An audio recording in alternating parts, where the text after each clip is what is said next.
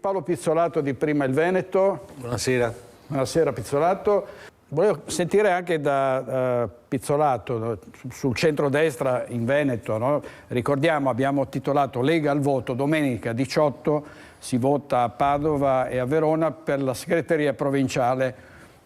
Non sono le politiche, però in Veneto sono un test per capire quali sono le forze all'interno della Lega che hanno in questo momento maggiore potere, diciamo. Cosa ne pensa?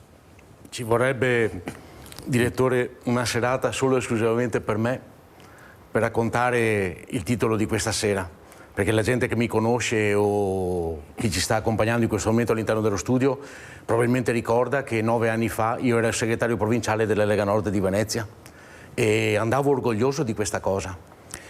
Nel 2003 noi siamo stati espulsi da Flavio Tosi, che era in concorrenza a quell'epoca quando abbiamo nominato i nuovi segretari regionali con Bitonci, e Flavio Tosi a quell'epoca provvide solo ed esclusivamente ad espellere le persone che sapeva perfettamente che erano contrarie alle sue elezioni, cercando di fare di tutto poi per creare un malumore e un malessere totale e generale all'interno del Veneto per cercare di far del male a Luca Zaia. Questa era la prospettiva. Dietro alle sue spalle c'era già un nuovo partito che lui aveva creato, era il partito del Fare, con il quale poi si legò e logicamente fu espulso dalla Lega Nord, e anche lui a quell'epoca contribuì a eliminare tutte quelle persone che potevano stargli sulle scatole, scusate il termine poco ortodosso, fra i quali c'era anche il sottoscritto che cercava di combattere per il territorio e portava avanti quelle che erano le linee moderate dei Veneti e quello che era il nostro principio fondamentale per l'autonomia. Cosa che a lui non interessava di certo perché ambiva a ben altri risultati. Arrivò un personaggio a quell'epoca che era in Europa, che nessuno conosceva, un certo signor Salvini, che provvide a firmare a quell'epoca i nostri decreti di espulsione. Lo ricordo ancora adesso, questo personaggio vergognoso, mi accolgo responsabilità di quello che sto dicendo, assolutamente di mediocre intelligenza politica, ambizioso da matti e che si mise alla guida di quel partito. Quel partito venne costantemente commissariato nelle sezioni, nelle circoscrizioni, nelle attività provinciali, nelle attività regionali, e da quel momento lì tutti i vecchi che c'erano all'interno, quelli che contribuivano a lavorare, che avevano lo spirito di poter cercare di fare qualcosa per il Veneto, vennero accantonati e messi da parte, lasciando spazio a ragazzini che non avevano la minima storicità di quello che era la Lega. Ma ragazzini che sono stati messi come commissari e che finalmente adesso, dopo tanti anni, iniziano forse a spostarsi perché finalmente si arriverà rispetto alla dittatura che c'era prima a una vera e propria democrazia per cui si andrà alle elezioni. Quel personaggio lì è il personaggio che ha ridotto in uno stato pietoso uno dei partiti più forti che c'era in quel momento. Non dimentichiamo che lui aveva tutte le possibilità di fare qualcosa per il Veneto, per Luca Zaia, per noi stessi, eccetera, eccetera. Non dico riprendendoci dentro, perché noi siamo stati invitati sia da personaggi della Lega, sia da personaggi del territorio, da personaggi industriali, a non scomparire a livello politico, e a quell'epoca io assieme a tanti altri fondammo, come tanti altri partiti autonomisti come Indipendenza Veneta, fondammo praticamente il nostro partito Prima il Veneto, per cercare di fare in maniera di restare sul territorio e portare avanti le nostre istanze, che erano quelle a cui avevamo prestato giuramento negli anni antecedenti e che qualcuno non aveva mantenuto. Cos'è successo? Non dimentichiamo che anni fa, con i grillini, Salvini aveva la possibilità di poter portare a casa quello che era l'autonomia, un po' di dipendenza almeno fiscale per il Veneto. Non lo fece e fu quello che firmò, senza che la gente se la prenda sempre con i grillini, che firmò il reddito di cittadinanza. Lui è uno dei colpevoli di questa cosa qui.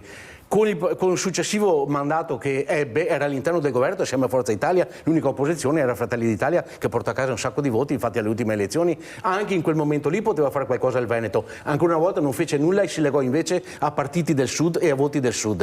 Cosa è successo con le ultime elezioni? Abbiamo visto che adesso si sta cercando di mettere in moto qualcosa, per finta come sempre, perché ve lo dice uno che ha ampia esperienza di quel partito e che conosce tutti gli intrallazzi e tutti i personaggi che girano attorno a quel partito, dal primo all'ultimo nome, a parte gli ultimi ragazzini che non contano nulla, che sono stati messi lì a fare solamente i commissari non sapendo nulla cosa sia la Lega, e logicamente si tenta di portare avanti lentamente, rallentando quello che è l'autonomia e l'indipendenza del Veneto.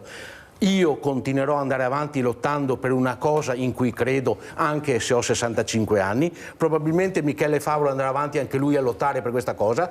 Come ha detto lui giustamente prima, cercheremo di fare in maniera che il prossimo movimento autonomista sia un movimento che va a conglobare tutti quelli che erano gli spiriti antichi e vecchi che portavano avanti le nostre istanze, ma sinceramente non voglio nemmeno più sentir parlare questa sera, mi dispiace di essere qui in questo contesto, di questo personaggio ambiguo che non ha fatto assolutamente nulla per il Veneto e che anzi ha ceduto quello che erano le istanze, le richieste del Nord per andare in terroni ancora una volta e mettere come prerogativa principale il ponte sullo stretto di Messina anziché mettere a posto le strade e chi più ne ha più ne metta. Per cui probabilmente, sicuramente, il prossimo presidente non sarà della Lega Nord all'interno della Regione Veneto.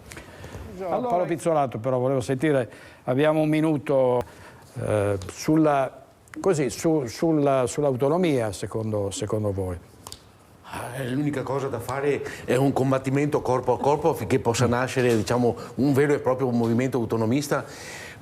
Alle ultime regionali non c'è stata la possibilità di poter fare un po' di pubblicità, di fare una vera e propria campagna elettorale, eravamo molto spezzettati, abbiamo creato il Partito dei Veneti, non c'era la possibilità di fare campagna elettorale, andavamo a combattere contro un macigno, contro un iceberg semplicemente gigantesco, che era quello che era la campagna elettorale fatta dal presidente Zaia. Noi attenderemo, come abbiamo detto giustamente prima e come abbiamo segnalato, il fatto di poter partecipare quanto prima alle elezioni regionali, le prossime, quelle che si terranno successivamente, e sinceramente penso sarà un momento importantissimo perché finalmente riusciremo a scendere in campo e a dimostrare che tutti questi anni di lotta, tutti questi anni di combattimento potranno consolidarsi in un'unica bandiera. Proprio qui siamo i tre rappresentanti, diciamo, di questi partiti, ma sicuramente riusciremo a fare qualcosa di diverso perché in questi anni non è stato fatto assolutamente nulla. Al Veneto non è stato dato nulla, sono stati eletti sempre gli stessi, avevamo tutte le opportunità di questo mondo, ma l'offesa più grande che è stata fatta è stato che dal 2017 fino ad oggi il Veneto e i Veneti e quello che è stato deciso quella volta non è stato assolutamente tenuto in considerazione da Roma, che continua sempre a spararci addosso e non tenere in considerazione la potenzialità sia della regione Veneto sia dei Veneti che lavorano veramente come matti e che sinceramente hanno trainato tutto il nord-est.